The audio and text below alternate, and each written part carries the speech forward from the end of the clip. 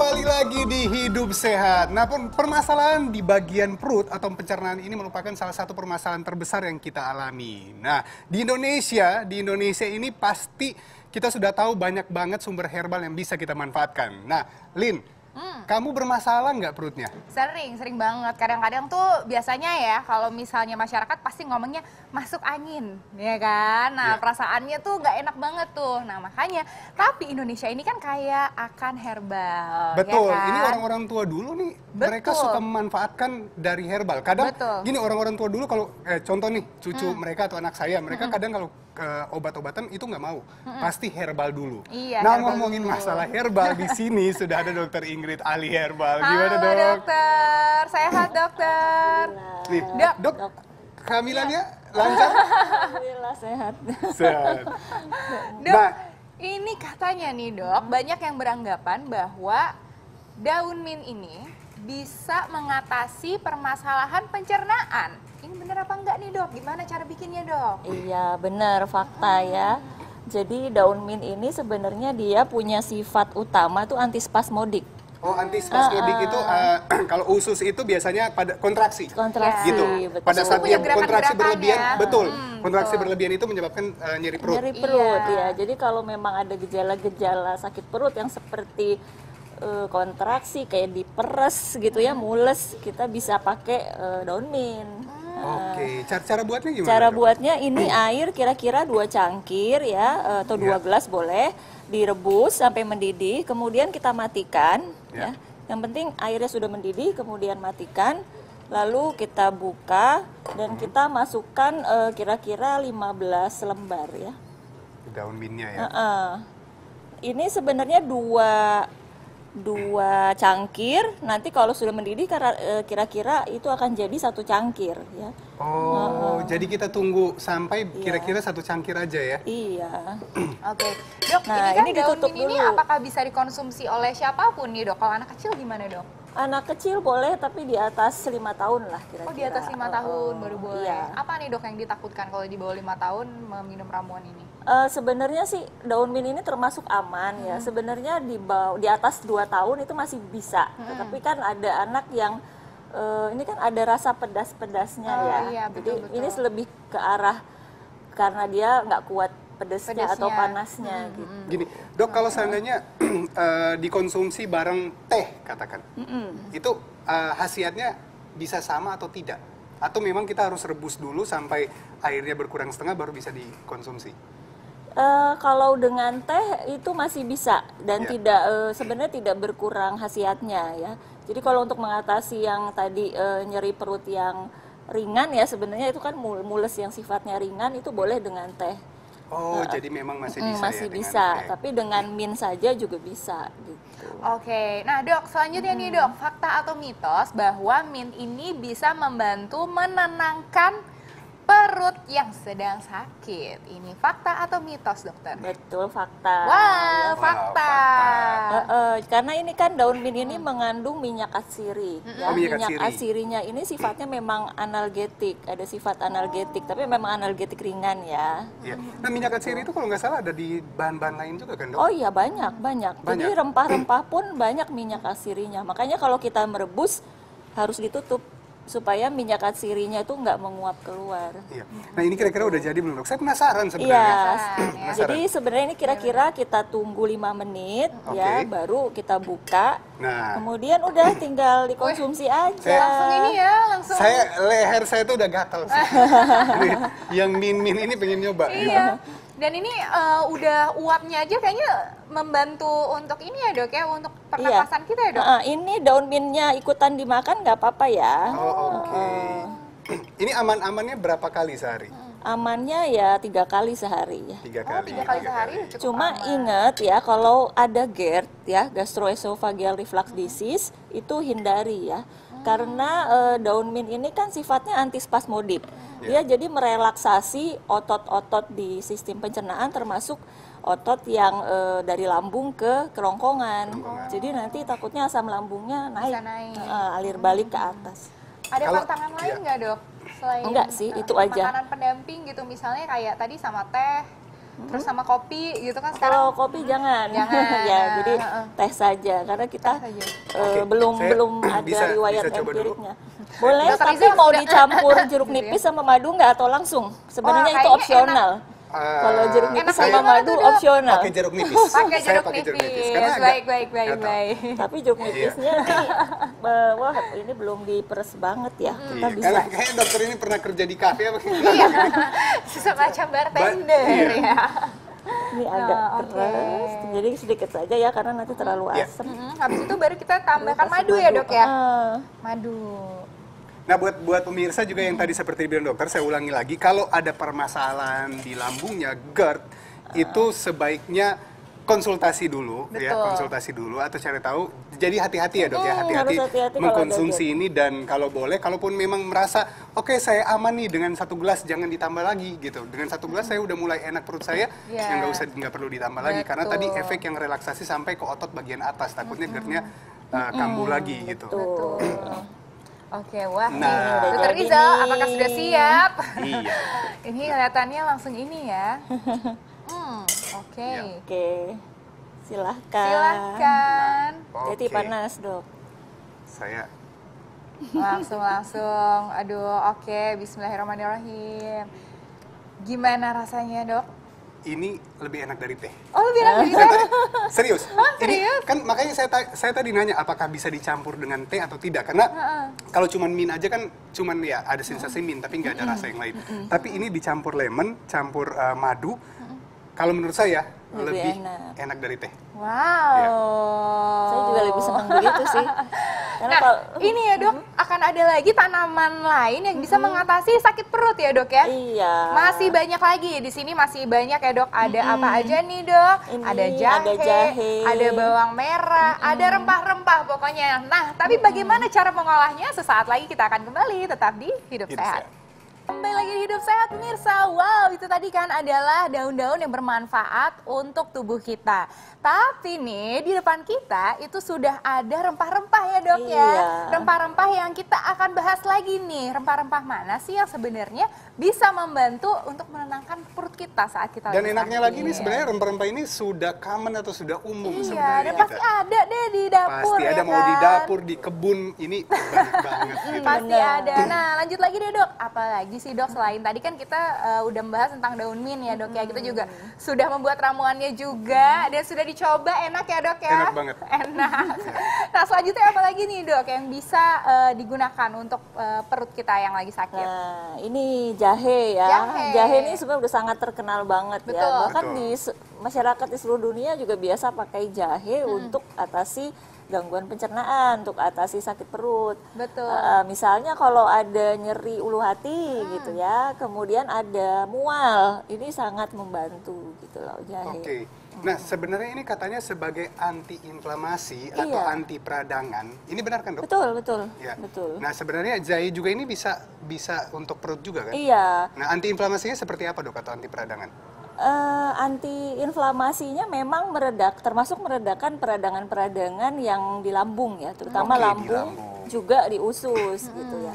Tapi yang sering dipakai memang untuk keluhan-keluhan di lambung. Oke. Untuk di bagian lambung. Dan ada analgetiknya juga ya. Oke, nah pasti sudah Ada semakin pereda penasaran nyerinya nih pemirsa juga. nih dok. Untuk cara membuatnya, apakah gimana? Apakah susah apa gimana nih dok? Gampang kan ya dok ya? Mudah sekali Mudah ya. sekali. Jadi yang kita butuhkan sebenarnya dari bahan tunggal jahe pun kita cukup bisa diandalkan lah gitu ya. Dengan misalnya dengan jahenya ini dihaluskan. Harus ya. jahe merah, jahe putih? Jahe putih, jahe merah bisa. Tetapi kalau jahe merah itu lebih panas. Lebih panas, oke. Ada orang-orang yang memang sensitif dengan rasa panas jahe, justru nanti kadang-kadang malah terasa lebih mual gitu karena Oke. rasa panasnya Oke, Dok. ini. Gimana, Dok? Nah, ini kita matikan air yang sudah mendidih ya. Sama ya dok? 2 cangkir juga ya dok? Ya sebenarnya yang kita butuhkan hanya Secukupnya. 1 cangkir Satu ya, karena yang Ini kita seperti mau teh juga ya? bikinnya? ya, tapi ini kan sudah dihaluskan, nanti Oke. kita saring, kita peras ya. Intinya diperas sih. Kira-kira 15 gram jahe ya. Ini 15 gram dihaluskan. jahe yang sudah dihaluskan ya dok ya. Iya. Lalu kemudian ini ada disaring dan juga diperas ya dok ya. Iya. Oke. Jadi sip. kita pakai air yang mendidih, ya. Mm-mm. Kemudian kita pakai untuk memeras ya, memeras sekaligus menyaring. Oke. Kalau orang zaman dulu kan merasnya pakai kain ya, kita ya cukup begini aja. Dok, Nanti ini tangan kira-kira kita kalau kotor dulu. kalau tiap pagi ini bisa kita konsumsi. Jadi kayak pengganti teh gitu atau bisa kayak morning tea atau ada waktu tertentu yang bagus untuk minumnya. Sebenarnya jahe boleh kapan saja ya, mau pagi, siang, sore atau malam dia bagus. Jadi pagi pun bagus untuk memperbaiki sistem pencernaan kita. Kalau memang lambung kita kuat dengan panasnya jahe itu boleh sebelum makan. Artinya masih perut kosong. Perut kosong karena memang bahan-bahan alami ya, bahan-bahan herbal itu memang dia lebih mudah diabsorpsi, lebih mudah diserap kalau dalam keadaan perut kosong. Dok, berarti nggak bisa ya pada saat mendidih baru mulai direbus itu langsung dimasukin. Kalau mau langsung dimasukin dia jahenya diiris. Ya, diiris dulu Dan baru seperti yang ikut dokter bilang direbus. tadi ya, kalau jahe merah itu bisa-bisa aja, cuman ada yang sensitif, gitu, Betul, sensitif dengan betul. panasnya jahe merah. Gitu. Betul. Nah, ini ada pantangannya juga ya dok ya? Selain yang tadi perut yang sensitif gitu ada. Kalau untuk orang hamil, dokter, Orang saya hamil hamil. boleh Menyusui, banget malah menyusui dong, menyusui menyusui. juga boleh. Jadi ini Menyusui memang boleh. dianjurkan juga diminum untuk mengatasi mual pada ibu yang hamil muda gitu. Nah dok, biasanya nih, saya juga istri saya Lin, kalau di rumah itu, kalau lagi nggak enak badan, nah ini juga mungkin apakah kalau lagi nggak enak perut juga, ini bisa nggak kita campur dengan susu? Susu boleh, Iya, tapi susu kayak full susunya cream. susunya sebisa mungkin yang susu murni ya, susu murni yang sudah disterilisasi ya, apa yang UHT atau yang sudah disterilisasi. Jadi itu lebih bagus. Dia akan lebih memperbaiki penyerapan dari zat aktif jahenya. Baik. Gitu. Nah, ini sekarang gimana nih dok? Udah jadi kita campurin apa lagi Nanti dok? tinggal campur madu boleh ya. Campurin madu ya. Kan tadi Harizal udah nyobain, Betul. ya kan? Sekarang giliran aku, ya dok ya. Iya. Hati-hati ketagihan Jadi, Lin, kalau ja- dokter ini bikinnya pasti enak Pasti sih. enak. Iya. Jadi jahe aja sendiri juga boleh atau jahenya dicampur dengan gula aren juga boleh. Oke, Gitu. untuk Panjang gula- kita nggak ada diabetes ya. Kalau ada diabetes ya jangan pakai gula. Jangan pakai gula. Biasanya berapa kali dok untuk dikonsumsi dalam satu hari untuk mengatasi sakit perut? Ini boleh 3 sampai 4 kali. Oh oke. 3 sampai 4 kali satu atau sampai cangkir. sakit perutnya hilang, mungkin sekali aja udah cukup. Udah Iya, cukup, iya. ya. Betul. Tapi kayaknya- memang ada efek menghangatkan Baik. Lin, perut kalau sih. kamu nggak mau minum, saya minum nih, cepet. Aduh, alhamdulillah. Terima kasih ya dok. Iya. Akhirnya giliran aku yang mencoba. Bismillahirrahmanirrahim. Wah enak banget kelihatannya. Enak banget. Bener enak banget. Ini kayak wedang jahe ya. Memang wedang jahe. Biasa ya orang Jawa pasti sukanya ini. Aduh enak banget. Aduh, Dok, ini kalau kalau ditambahin yang- gula merah, Betul. enak lagi nih. Iya, Pasti tapi ya, nggak ada dok ya. masalah dok untuk ditambahin ya, mau gula merah, gula putih. Kalau seandainya penting dia tidak ada penyakit diabetes Iya. pastinya. Gula merah atau gula kelapa atau gula aren itu lebih bagus daripada gula putih ya. Jadi dari segi indeks glikemiknya dan juga kecocokan Lin? dengan bahan-bahan herbal juga lebih bagus yang gula merah. Dok, ini kan daripada ada gula kayu putih. manis nih dok. Boleh nggak sih dok ditambahin kayu manis di Boleh, sini? Bu? boleh. Boleh ya dok ya, biar Boleh. wanginya emang ya luar biasa ya. Saya suka banget emang kerja di sini. Gini dok, ada yang Iya, menarik. iya. Tadi kan kita bikin min, terus ini dengan jahe. Iya. Sekarang rempah gimana? Nah, rempah nih saya lagi nyiapkan. Ya. Jadi rempah kita tuh bisa pakai misalnya kapulaga ya. Kapulaga kita bisa pakai 5 butir, kemudian 1 batang kayu Iya. manis. Coba kita bisa langsung praktekin nggak dok? Iya, ini 5 cengkeh. Ya. Dan ini ada temu kunci ya. Ini semuanya langsung dicampur ya dok? Ada adas ya. Ya, jadi ini kalau yang ini kita rebus jadinya ya. Jadi Rebus kita langsung. masukkan Oh, direbus. ke dalam Oke, ini kira-kira udah 2 mendidih cangkir juga. air. Kita udah pakai air yang mendidih juga sekarang, jadi aman. Enak banget ini hujan-hujan. Ini ya kita kan? serasa udah kita udah Iya. dilupain Arlin dok. Sebenarnya. Karena dia udah sibuk sendiri gitu kan. Perut kamu gimana Lin? Perasaan perut kamu baik-baik aja. Enak banget. Ini kita Perut saya tambah. semakin enak. Kita tambahkan jinten Dok, juga ya, Dok, 10 gram. Ini aku ada pertanyaan nih dok Ya. ya. Biasanya kan kalau cewek-cewek itu kan PMS ya dok ya. Sakit perutnya tuh karena PMS tiap bulan. Iya, iya. Ini betul. bisa nggak sih dok mengatasi PMS dok? Bisa, Bisa tapi ya, Dok, ya? campur dengan kunyit ya. Ini misalnya kunyit dicampur nih. dengan kunyit. Maksudnya berarti kan tadi kan jahenya dicampur dengan kunyit, Iya, diperesnya iya, tuh diperesnya bareng-bareng sama bareng-bareng. kunyit. Oh gitu ya teman-teman. Aku yang suka PMS langsung. Nah, ini udah nih. Kalau rempah ini yang tadi banyak campuran ini juga bisa untuk mengatasi sakit perut. Iya, sakit perut. Cara kerjanya seperti apa dok? Sama sih, sebenarnya mirip dengan jahe ya, ada Iya. efek analgetiknya. Dia karena ada minyak atsiri, kalau kandungan minyak atsirinya banyak, memang ada sifat analgetik biasanya. Oh, oke. Ada pereda nyerinya, kemudian ada anti inflamasi ya, anti peradangan. Kemudian istilahnya lagi kalau di Indonesia kan kayak peluru kentut, jadi Iya. yang tadinya kembung, jadi lebih Itu bisa keluar angin. gitu ya, gasnya lebih gampang keluar. Jadi seperti itu. Kalau kembung berarti bagusnya pakai apa dok? Bawang merah ya dok ya? Kalau yang Banyak, kalau kalau bawang merah kita buat dibalurkan. Oh dibalurkan, iya tuh. Saya mikirnya ini tadi sambal. Iya. Coba lihat, ini. Sambal matah, ya kayak sambal matah ya. Iya, nih. Nah, jadi dalam kondisi seperti ini bisa dikonsumsi ya, dicampurkan dengan air. Di ini dibalurkan. Dibalurkan. dibalurkan. Kalau bawang merah kita Siap. campur dengan minyak kelapa lalu dibalurkan ke perut. Tapi nggak pedes ya dok ya untuk kulit ya?